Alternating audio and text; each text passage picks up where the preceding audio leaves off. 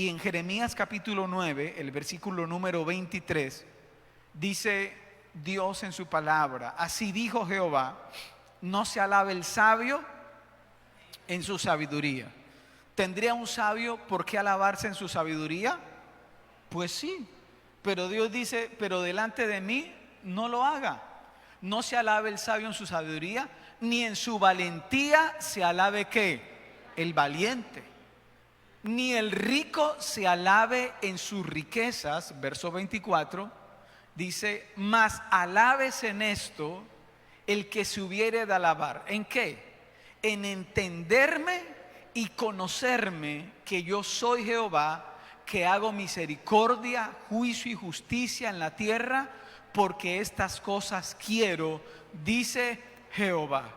Entonces Dios dice: no se alaben porque son sabios, no se alaben porque son valientes, no se alaben porque son ricos, y pudiera, creo yo, y caber otra serie de situaciones, sino que Dios dice que la gloria del ser humano está en entender a Dios y en conocerlo, el saber qué es lo que Dios quiere. Y el propósito de este mensaje es que al salir usted de este lugar, usted salga con un deseo profundo en su corazón de decirle continuamente a Dios: Dios, si algo yo quiero en la vida es conocerte más y más. Conocerte más y más. Entonces Dios dice en su palabra: alabes en esto el que da alabarse en conocerme y en entenderme. Por favor, levante su mano derecha y diga conmigo, diga: el conocimiento de Dios, diga, es la gloria del hombre. Mire a alguien que está al lado, dígale esa frase, dígale: el conocer a Dios es la mayor gloria que un ser humano puede tener. Ajá. Entonces, si usted dice: bueno, ¿para qué existo yo en la tierra? ¿Cuál es el principal propósito por el cual yo vine a este mundo? El principal propósito que usted viene a este mundo no es para usted ser sabio, no es para usted ser rico, no es para usted ser valiente, como lo acabamos de leer, sino que nuestro principal propósito de nuestra existencia es conocer a Dios. ¿Hola? Conocer a Dios.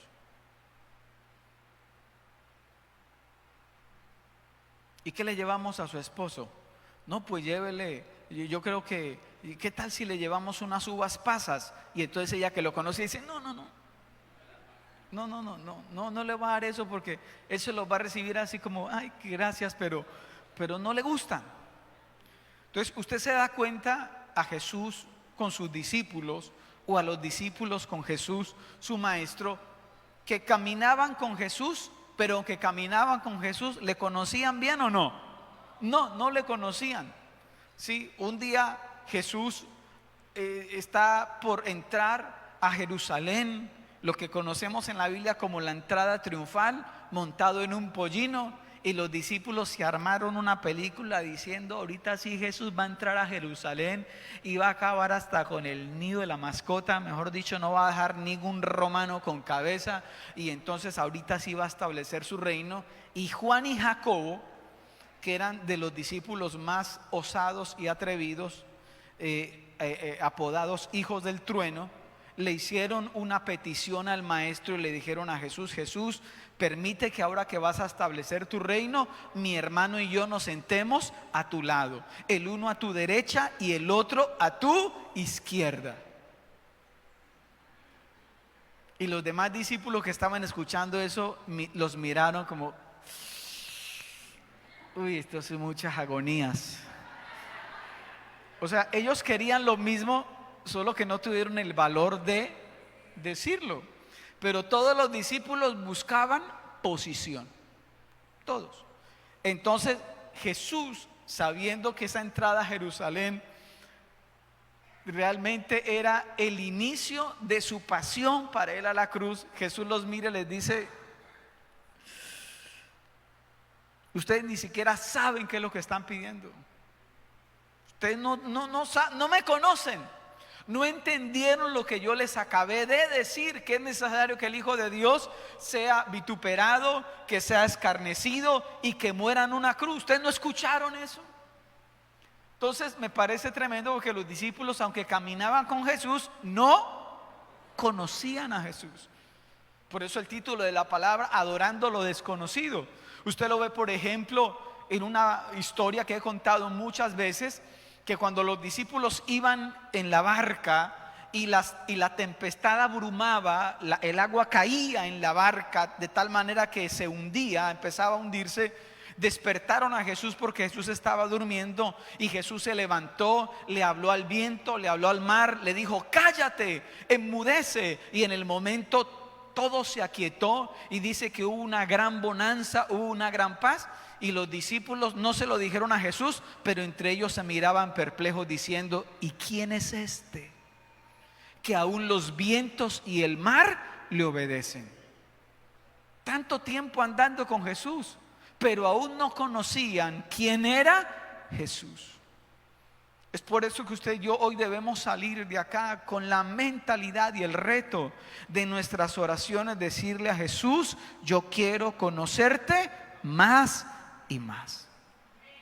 En alguna ocasión, mire, por contarles otro ejemplo, Jesús llega a una ciudad llamada Sicar y hace parte de la región de Samaria.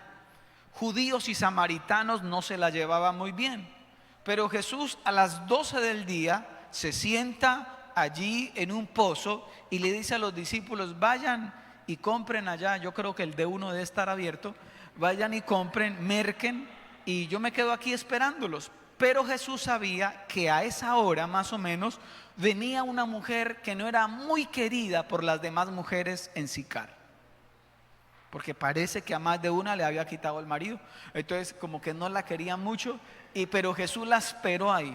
Había una cita que ella tenía con Jesús, pero ella no lo sabía.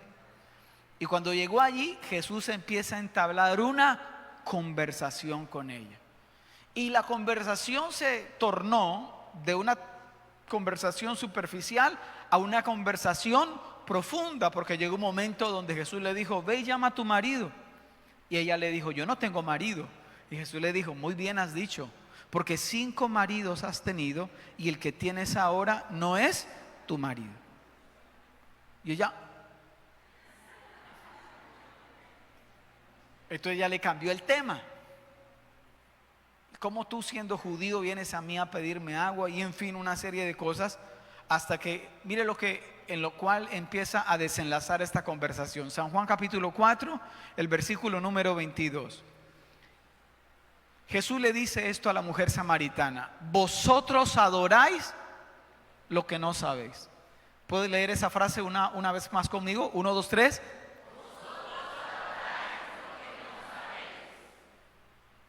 Sigue diciendo Jesús: nosotros adoramos lo que sabemos, porque la salvación viene de los judíos. 23. Mas la hora viene, sigue diciendo Jesús, y ahora es cuando los verdaderos adoradores, o sea, si hay adoradores verdaderos, quiere decir que también hay adoradores ¿qué? Falsos.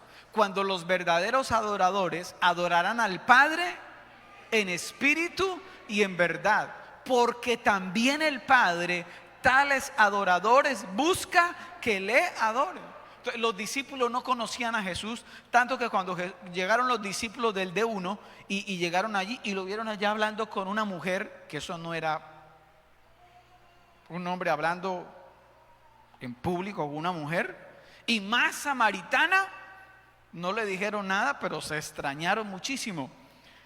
Y ellos como que no tendrá hambre. Y Jesús, que conocía los pensamientos de ellos, dijo: mi comida y mi alimento es hacer la voluntad de mi Padre. Esta cita la puso mi Padre Celestial. Pero a la mujer samaritana le dice: vosotros adoráis lo que no sabéis. Y aquí hay una verdad que le he plasmado en una diapositiva, y es: no puede haber adoración sin revelación. Otra vez, no puede haber adoración sin revelación. Cualquier persona, lo dije en algún momento y lo repito, cualquier persona puede alabar a Dios. Dios, tú eres grande, tú eres maravilloso. Eso es alabanza, ¿sí? Cualquier persona puede agradecer a Dios, cualquiera lo puede hacer. Pero no todo el mundo puede adorar. Porque por eso Jesús dijo: el Padre Celestial está buscando adoradores. No dice que está buscando alabadores. Dice que está buscando adoradores que adoren al Padre en espíritu y en verdad. Y siempre me he hecho la pregunta, ¿por qué el Padre Celestial, creador de los cielos y la tierra, creador de los seres humanos, tiene que andar buscando verdaderos adoradores? Si los tiene que andar buscando es porque no hay muchos. Quiere decir que pareciera que en ese momento, no sé ahora, pensaría que es igual, hay una escasez de verdaderos adoradores que adoren al Padre como el Espíritu Santo quiere o nos guía que nosotros le adoremos. Entonces Jesús le dijo a la mujer samaritana: vosotros adoráis lo que no sabéis. La Biblia relata en el libro de los Hechos que en una ocasión el apóstol Pablo se encontraba en Atenas, la capital de Grecia.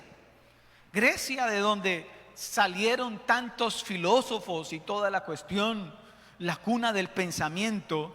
Y en algún momento Pablo está predicando en una sinagoga, y la gente que está allá en la sinagoga, algunos están asombrados de lo que Pablo está predicando, otros de los que están en sinagoga están extrañados, otros están como bravos. Y entonces toman a Pablo y le dicen: venga, usted diga eso aquí mismo. Y lo llevan a un lugar que era como una especie de tribunal llamado el Areópago.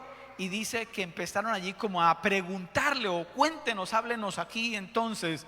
Y dice la palabra del Señor que Pablo empezó a ver que en esa ciudad habían altares a dioses por todo lugar, ¿sí? La Virgen de las Mercedes para los presos, San Antonio para la mujer soltera que todavía no tiene marido. ¿Qué santo usted necesita? Se le tiene, se le consigue. Y en fin, habían por todo lado, habían altares. Pero el apóstol Pablo vio que había un altar que no tenía ninguna imagen, y que abajo había un rótulo que decía: al Dios no conocido. Y Pablo, como era bien estratega, Pablo dijo: por aquí es. Y le dijo: señores, yo vengo a predicarles de ese.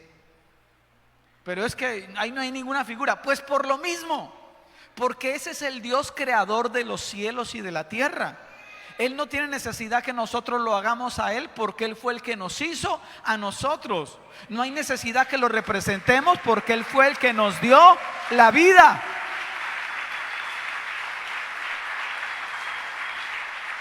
Entonces mire, estaban adorando un Dios que no conocían, al Dios no conocido. Y Pablo dice: de ese Dios que ustedes no conocen, al que ustedes adoran sin conocerle, es el Dios del cual yo vengo a hablarles. Y muchas personas, entre ellos un hombre muy importante llamado Dionisio, se convirtió a Cristo a través del testimonio y de la predicación del apóstol Pablo. Por eso dije lo que dije ahora: no puede haber adoración sin revelación. Ellos creían estar adorando, pero realmente no era una adoración que subía delante del trono de Dios. Entonces mire acá, iglesia, porque este mes estamos enfocando la adoración. La verdadera adoración resulta cuando se conjugan dos elementos esenciales. Anótelo por ahí si usted es de los que toman notas. La adoración verdadera resulta cuando se conjugan dos elementos esenciales. El primero de ellos es la revelación. O sea, Dios debe revelarse a nosotros. La Biblia dice que toda la tierra está llena de la gloria de Dios. No hay ningún espacio, ningún átomo que exista en este planeta. No hay ningún espacio del espacio, perdóname la redundancia, de la bóveda celeste del cosmos, que Dios no ocupe con su presencia. La Biblia dice que Cristo lo llena todo. ¿Decimos amén a eso? Pero escuche acá, aunque la Biblia dice que toda la tierra está llena de la gloria de Dios, no toda la tierra está llena del conocimiento de la gloria de Dios. Entonces, Algunos de ustedes, por ejemplo, antes de llegar a Cristo, odiaban el evangelio, odiaban los cristianos, hablaban mal de mí sin conocerme, odiaban los pastores y yo nunca, y que esos evangélicos y que yo no sé qué. ¿Y cuántos de ustedes se escupieron para arriba? Y él aquí se burlaban de los evangélicos, de los panderetas, de los aleluyas, pero mírelo a usted aquí. Y bueno, dele gloria a Dios por eso.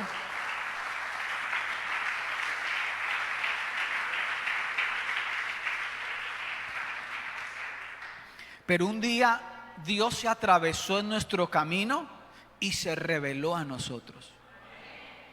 Algunos a través de un milagro de abundancia, como le ocurrió al apóstol Pedro cuando era pescador y Jesús se reveló a él.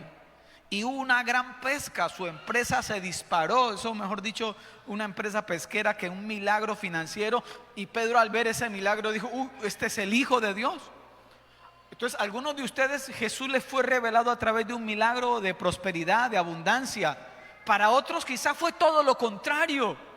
Dios llamó su atención y se reveló a ustedes a través de una prueba, de una dificultad. ¿Aló? De una situación difícil a nivel económico, a nivel de salud, a nivel matrimonial. En fin, Dios usa mil y una manera o muchísimas maneras para revelarse a nosotros. Pero ¿cuántos aquí podemos decir: Cristo se ha revelado en nuestras vidas? Y lo hizo a través de su Espíritu Santo. El Espíritu Santo produjo en nosotros ese querer como el hacer. Entonces, no puede haber adoración verdadera si primero Dios no se revela a nosotros. ¿Cómo se revela Dios? A través de su Espíritu Santo. El Espíritu Santo a través de la creación se revela a nosotros. El otro día veía yo un documento que me llegó de la complejidad del ojo humano. Una perfección tremenda, solo un ojo, o sea, la perfección que hay allí. Tiene que haber un creador detrás de todo esto. O sea, no me vengan a decir de la evolución, no. O sea, no venimos del mono. Tiene que haber un diseño inteligente detrás. Alguien diga amén a eso. En Romanos capítulo 1 el apóstol Pablo dice que esa revelación natural a veces el hombre normal no la ve. Debe ser revelado en nuestra vida. Entonces el Espíritu Santo nos revela a Dios a través de la creación, a través de su palabra. Se revela a nosotros. Por eso usted ve personas que dicen: ay, yo leo pero no entiendo. Necesita la revelación de Jesús para que te caiga la moneda y diga: oh, tremendo lo que encuentro aquí. Se revela a través nuestro. En Juan capítulo 1, el verso 29, no lo vamos a leer, pero dice que Juan, el apóstol Juan, cuando estaba allí con un amigo y vio que venía Jesús, dijo: oh, he aquí el Cordero de Dios que quita el pecado del mundo. Entendió en ese momento que quien venía ahí era Jesús el Salvador. Fue revelado. En alguna ocasión Jesús le preguntó a los discípulos, dijo: muchachos, ¿qué dice la gente que quién soy yo? ¿Sí? Y Pedro y algunos dijeron, pues algunos dicen que usted es Elías. Por ahí en el extra salió que dicen que usted es Juan el Bautista que resucitó. Y en fin, eso están hablando muchas cosas. Pero Jesús les dice ahora: ¿y quién dicen ustedes que soy yo? Y a Pedro le fue revelado y le dice: tú eres el Cristo, o sea, el enviado, el ungido, el Hijo del Dios viviente. Y escuche, y Jesús le dice a Pedro: Pedro, eso que tú acabas de decir no te lo reveló sangre ni carne, sino que eso que acabas de decir te lo reveló mi Padre que está en los cielos. Revelación. No puede haber verdadera adoración sin revelación. Entonces dije ahorita que la verdadera adoración resulta cuando se conjugan dos elementos esenciales. Primero, la revelación, y segundo, la respuesta del hombre ante esa revelación? ¿Sí? ¿Cómo yo respondo ante eso que me ha sido revelado? Esa respuesta con la que el hombre, perdóneme la redundancia, responde a Dios ante tal magnificencia.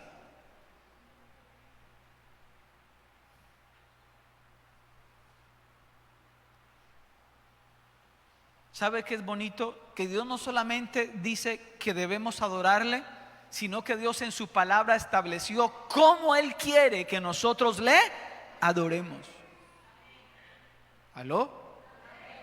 Hay una pregunta recurrente que mi esposa me dice, ¿qué quiere de almuerzo? No se me ocurre. No, amor, lo que tú quieras. Para ella sería más fácil que yo le dijera, quiero esto. Pero a veces no se me ocurre, no sé qué me pasa. ¿Sí? Entonces es más fácil. Entonces Dios nos la pone más fácil. Dios no solamente dice adórenme, sino que Dios nos dice cómo debemos adorarle o cómo no debemos adorarle también. Por ejemplo, escuche, en el segundo mandamiento Dios dice que Él no quiere que nosotros le representemos por medio de imágenes o de figuras, sino que le rindamos culto como Él ha mandado. Lo que pasa es que el ser humano siempre está buscando algo que pueda ver, que pueda tocar, que pueda palpar. Pero Dios no funciona así. Por eso Jesús le dijo a la mujer samaritana, Dios es espíritu. Por eso hay gente que para creer necesita algo. Por eso van donde los brujos, necesito que usted me traiga a mi marido aquí ya. Y entonces, ¿qué puedo hacer? No, pues consiga un gato gris, sáquele 3 pelos, los echa en el tinto, ráspele jarreta en el tinto y usted lo tiene ahí a los pies. Y eso sí, si tiene una pizca de tierra de cementerio, eso le ayuda.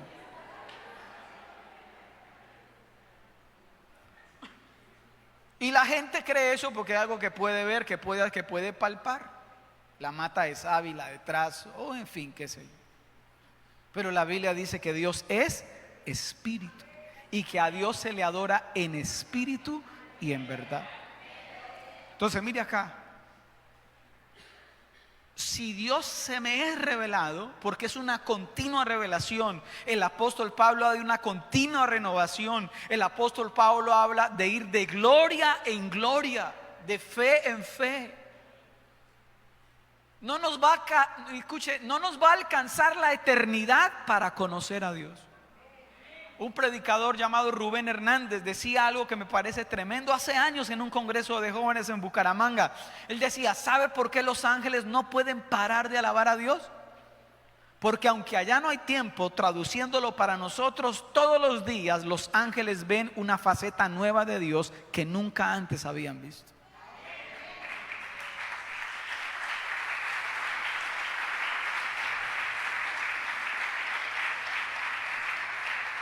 Entonces, ante esa revelación, que es la primera parte de una verdadera adoración, y la segunda parte, la respuesta del hombre, ¿a través de qué respuestas nosotros podemos adorar a Dios?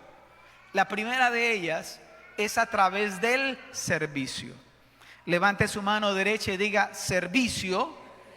Levante a la izquierda y diga es adoración. Dígale a otro, dígale, cuando tú sirves a otros, estás adorando a Dios.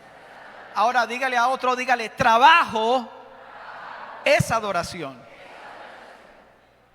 Algunos de ustedes no lo sabían o se les había olvidado, pero en hebreo, en Génesis, aparece la palabra adoración y el contexto es trabajo. O sea, un vago nunca puede llegar a ser un verdadero adorador. Porque abodá, que es una palabra en hebreo que significa adoración, significa servicio o trabajo. Entonces, lo he dicho, hay personas que, espero yo, ven como un privilegio servir aquí en la iglesia. ¿Sí? Hablemos de los diáconos que no están. Los diáconos, entonces los diáconos, ellos dicen, yo tengo el privilegio de ir a servir hoy a la iglesia. Ustedes vienen y para ellos es un privilegio barrer, trapear, limpiar las sillas, organizar. Es lo que yo creo que para ellos es un privilegio. Ustedes vienen acá, preparan todo. Bonito, porque hace varias semanas hasta tinto nos están preparando antes de que usted y yo llegue. ¿Cuántos ya probaron el tinto diaconado? Yo dije, démeles tinto, pero a los que lleguen temprano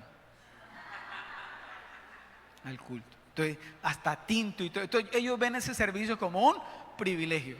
Pero si digamos alguno de ellos el día de mañana, el día martes, digamos, tiene que levantarse a trabajar y dice, ay, no, ay, qué pereza ir a trabajar.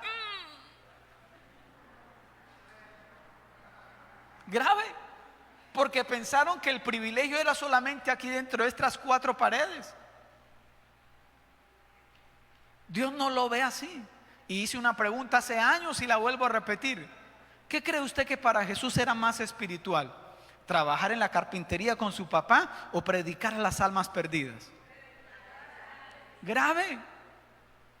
Si usted piensa así, para Jesús era tan espiritual ayudarle a lijar un pedazo de madera a su papá, José, que predicar a las almas. Es nuestro problema, porque nosotros dividimos todo, lo secular y lo sagrado, pero Dios lo ve como un todo. Usted que trabaja en lo que trabaje, qué sé yo, como docente o qué sé yo, usted debe entender que en ese trabajo, que a lo mejor usted dice deberían pagarme mejor, bueno, lo puedo entender. Que a lo mejor usted dice, pero mi jefe no se fija en todo lo bueno que yo hago. Bueno, qué desgracia que no pase eso. Pero si usted entiende que lo que usted hace allá en ese trabajo, usted lo hace como para Dios y no para los hombres, delante de Dios, eso se llama adoración.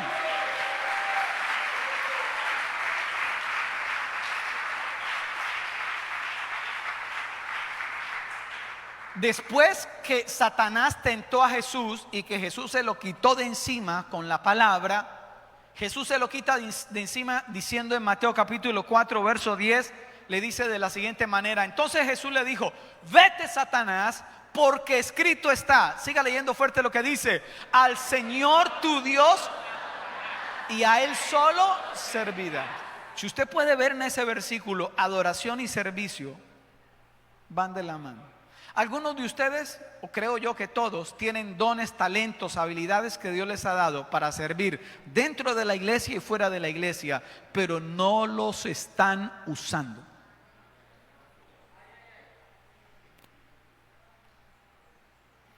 O si lo están haciendo, no lo están haciendo con la mejor actitud.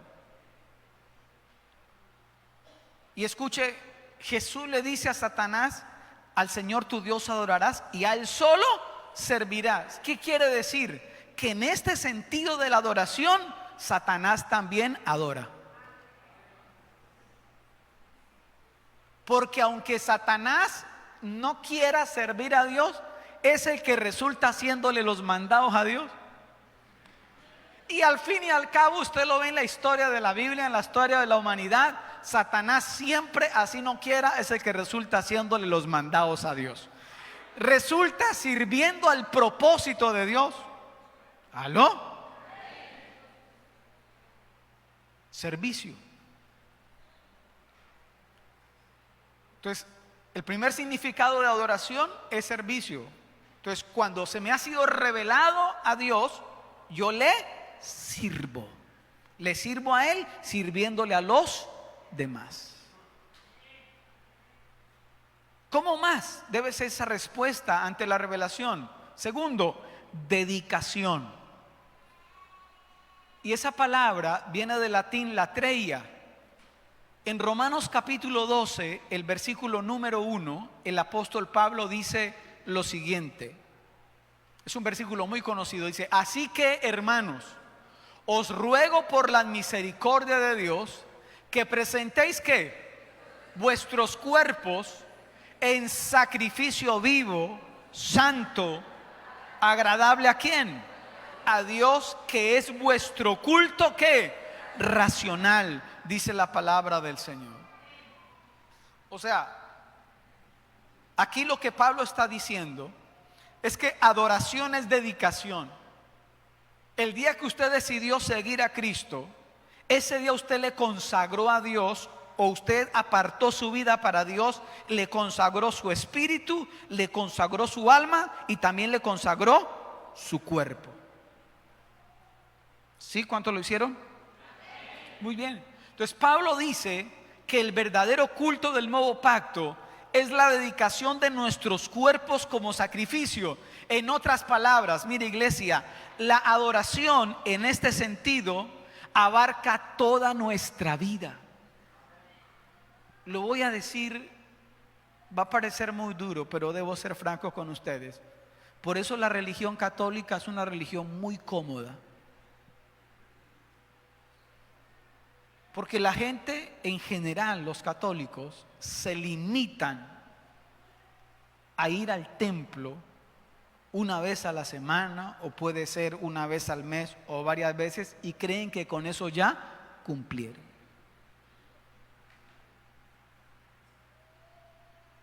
No digo groserías aquí porque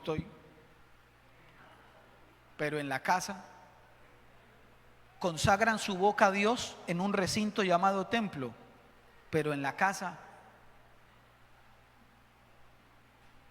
Entonces Pablo está diciendo: presenten sus cuerpos todos los días en sacrificio vivo, santo, agradable a Dios.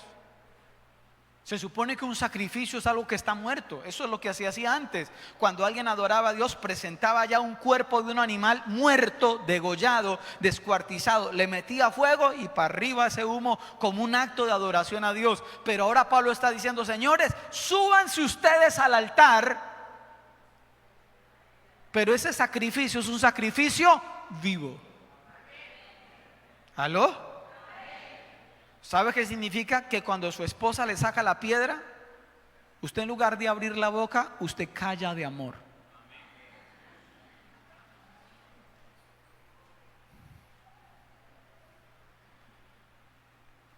Porque usted presentó su boca como un sacrificio vivo, santo, agradable a Dios. Y usted dice: antes de yo ofender a mi esposa, primero ofendo al Dios que la creó. O viceversa.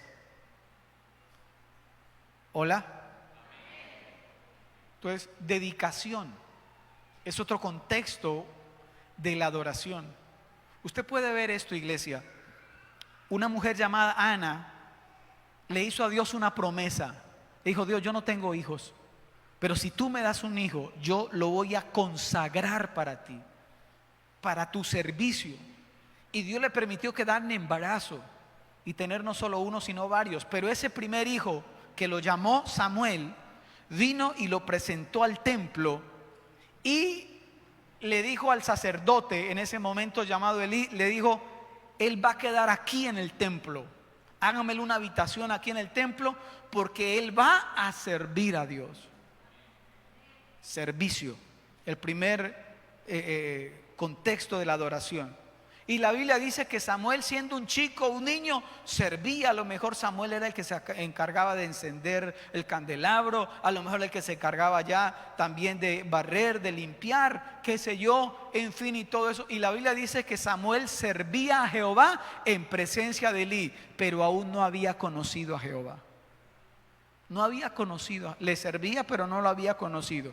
Hasta que una noche Samuel estaba durmiendo y escuchó una voz que lo llamaba: Samuel, Samuel. Y fue donde el sacerdote Elí dijo: mande. Y Elí dijo: yo no lo llamé, vuélvase a dormir porque yo no lo llamé. Volvió a la cama y otra vez: Samuel, Samuel. Y volvió otra vez: ¿me llamó? No, vuelva a la cama. Pero le dice Elí: pero si lo vuelven a llamar otra vez, entienda que es Dios que lo está llamando. Y usted va a decir: heme aquí, habla que tu siervo oye. Y esa tercera vez que lo llamó Dios: Samuel, Samuel. Ahora, primero, escuche esto: su mamá lo había consagrado a Dios, pero ahora él se consagra a Dios cuando le dice: heme aquí, habla que tu siervo oye. Y de ahí en adelante, escuche esto, Samuel fue un gran profeta en la nación de Israel, que la Biblia dice que Dios no dejó caer ninguna de las palabras de Samuel a tierra. Todo lo que Samuel profetizó se cumplió. ¿A qué voy con esto?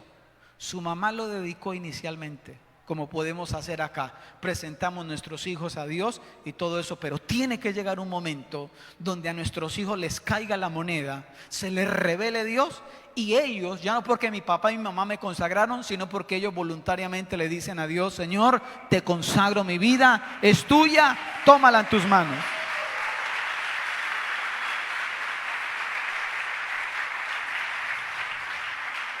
Entonces Pablo dice: presenten sus cuerpos a Dios. Por eso deje de fumar ya. Si Dios quisiera que usted fumara, le hubiera puesto una chimenea aquí encima para que saliera el humo. Presente más bien su cuerpo como un sacrificio vivo, santo y agradable a Dios. Dice que es vuestro culto racional. O sea, en otras palabras, es el adorar a Dios, el presentar mi cuerpo en sacrificio vivo. Es la única respuesta lógica o racional frente a tanta gracia divina. Por eso en Deuteronomio capítulo 6, el verso 5 dice: ama al Señor tu Dios de todo tu corazón, de toda tu alma y con todas tus fuerzas. ¿Cuál es la palabra que más se repite ahí? Todo. ¿Qué Dios quiere de usted? Todo. ¿Qué le vamos a entregar a Dios? Todo. Entonces, mi respuesta ante esa revelación es servicio. Mi respuesta ante esa revelación de tanta gracia, le adoro no solo a través del servicio, sino también a través de dedicarle mi cuerpo, mi vida. Y por último, el otro contexto de la adoración es postración. Y viene del griego proskineo, que aunque ahí aparece en esa imagen así, pero es usted colocarse como si fuera una alfombra o un tapete. Perdóname, yo lo veo de esta manera, mire, así.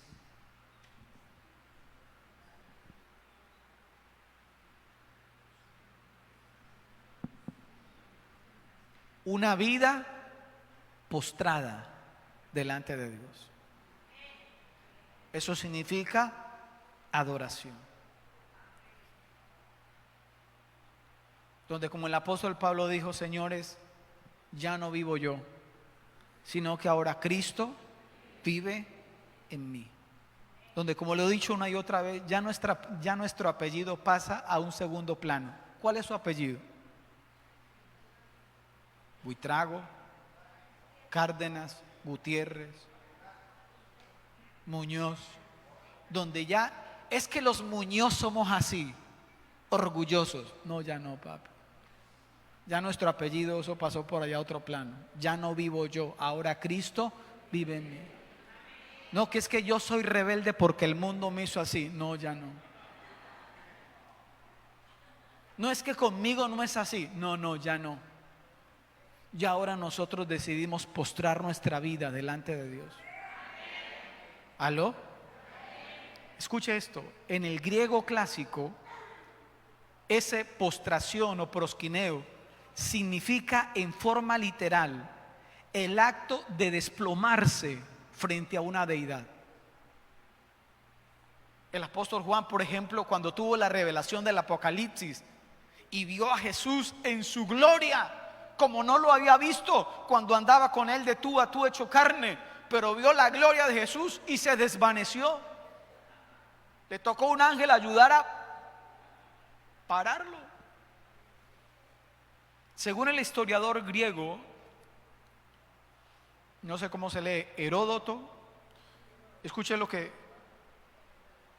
decía acerca de este tema. Dice: en ese tiempo, si dos personas del mismo rango se encontraban al pasar, en ese tiempo se besaban en los labios a modo de saludo. Era la costumbre en ese tiempo. Pero si uno de los dos era de un rango inferior o ligeramente inferior, entonces ese que era de rango ligeramente inferior se acercaba y besaba al otro en la mejilla. Pero si uno de los dos, al encontrarse, era de un rango muy inferior, tenía que postrarse. De un modo ritualizado, algo similar sucedía en la corte persa. De acuerdo con su rango, los súbditos del rey debían postrarse, arrodillarse, arquearse y lanzar un beso hacia él. ¿Qué quiero decir con esto? A Dios es el único que le debemos un honor único, no compartido, que es exclusivo. ¿Se acuerdan de los amigos de Daniel en Babilonia? Que el rey le dio la locura, como a veces pasa con los reyes, de firmar un edicto o un decreto y de decir: en el lapso de 30 días nadie puede adorar a otro Dios que no sea al rey. En el tiempo cuando los reyes se creían dioses, porque le estaban buscando la caída a los 3 amigos de Daniel. Y cuando sonara la bocina, todo el mundo, al sonar la bocina, debía postrarse delante de él. Nosotros vivimos en un municipio de Caldas. A las 12 del día, todos los días sonaba una sirena. Todo el mundo en el pueblo ya sabía las 12. O si sonaba fuera de las 12, un incendio. Los bomberos deben ir por ahí, algo está pasando. Entonces me acordaba de eso porque allí sonaba la bocina y todo el mundo, donde quiera que estuviera, tenía que postrarse ante la imagen, la estatua que se hizo el rey a sí mismo. Y todos postrados menos 3: Ananías, Misael y Azarías, los amigos de Daniel, parados. ¿Sí? Como el frutiño. Han pasado los tiempos, pero ahí siguen. Sí. Ahí de pie. Y entonces los apiaron, le dijeron al rey, le mostraron las imágenes. Entonces esos 3 no se postran y el rey lo mandó llamar porque eran funcionarios del reino. El rey tenía una rabia muy tremenda. ¿Y ustedes por qué no se postran? Y ellos dicen algo como esto: le dicen: rey, no es necesario que hablemos de esto, tengo unas convicciones. Pero es más, ya que usted tocó el tema, entonces hablemos. Y queremos decirle claramente que ante su imagen no nos vamos a postrar. Entonces ustedes están dispuestos a ir al horno de fuego. Sí. El Dios nuestro puede librarnos del horno de fuego. Y si no nos libra, pues estamos dispuestos a dar nuestra vida, pero no nos vamos a inclinar. ¿Tenían convicciones? ¿Cuántos aquí tienen esa clase de convicciones?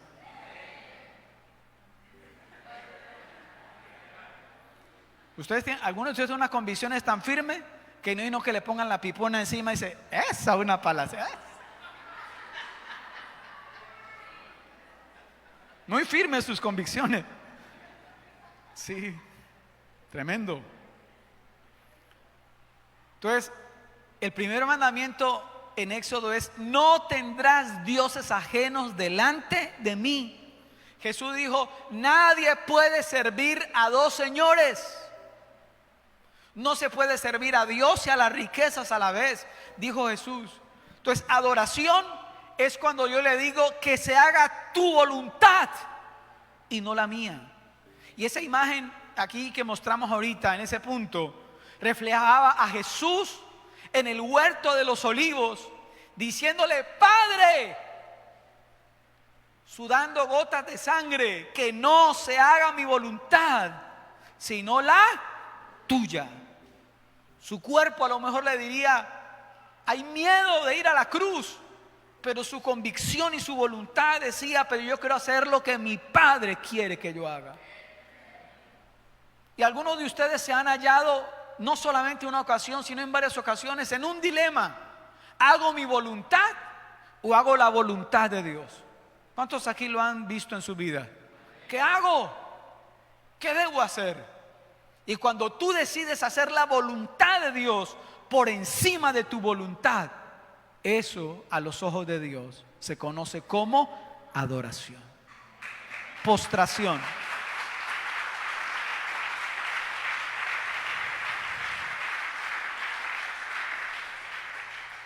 Permítame terminar diciendo, hay dos peligros respecto a la adoración. Uno es adorar al Dios que no conocemos, pero otro peligro es ser adorado, o ser más bien adoradores desconocidos delante de Dios. ¿Sabe qué sería triste? Que un día en la eternidad pase lo que Jesús dijo que iba a pasar. Cuando Jesús dijo, en aquel día muchos me dirán, Señor, Señor. Y Jesús va a decir, qué pena, yo no lo conozco. Señor, pero es que yo era pastor. Y Jesús diciendo, no sé, no te conozco. Señor, pero que yo servía allá en la Lengüeyana. Sí, bonito, pero no te conozco. Yo no sé quién eres tú.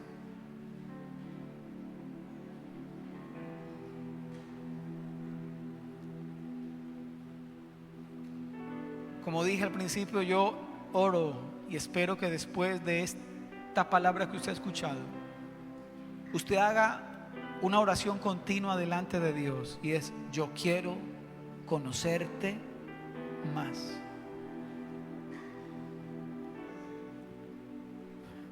Veía yo un pequeño documental de un musulmán, líder del grupo ISIS. Y este hombre cuenta, usted sabe que los musulmanes nada que ver con Jesucristo, o lo ven como un profeta, pero no lo ven como el Salvador, como Dios. Pero dice, él cuenta la historia. No sé si en ese momento estaba leyendo la Biblia o en dónde estaba, porque no se alcanza a ver. Pero escuche, este hombre reconoce su pecado, porque había hecho cosas muy crueles. Y este hombre reconoce su pecado y también reconoce que Dios es justo. Entonces él decía, si yo he pecado tanto y Dios es justo, yo merezco la muerte. Y cuando este hombre hace ese reconocimiento, él dice que sintió una mano que se posó sobre su hombro izquierdo y escuchó la voz que le decía, te perdono. Y él se confundió, porque él sabía y le habían enseñado que Alá, el Dios que los musulmanes adoran, sabía que Alá era misericordioso y que era perdonador. Pero a ellos les han enseñado que eso no se llega a saber sino hasta el día del juicio, si Alá me va a perdonar o no me va a perdonar. Entonces le pareció curioso que esa voz le haya dicho, te perdono, pero no es el día del juicio todavía. Y entonces le pregunta a esa presencia, le pregunta, ¿quién eres tú que me perdonas? ¿Y quién eres tú que haces que yo me sienta perdonado hoy? Y la respuesta que él encuentra es, yo soy el camino, yo soy la verdad y yo soy la vida. Y él dice, yo no entendí esas palabras porque nunca antes las había escuchado. Entonces le pregunté, ¿cuál es tu nombre? Y me dijo, yo soy Jesucristo, el Dios viviente. Y este hombre en lágrimas cuenta, cayó al piso, no pudo resistir la presencia de Jesús en esa habitación, en ese lugar donde estaba. Un claro ejemplo que no puede haber adoración verdadera si no hay primero una revelación de Jesucristo.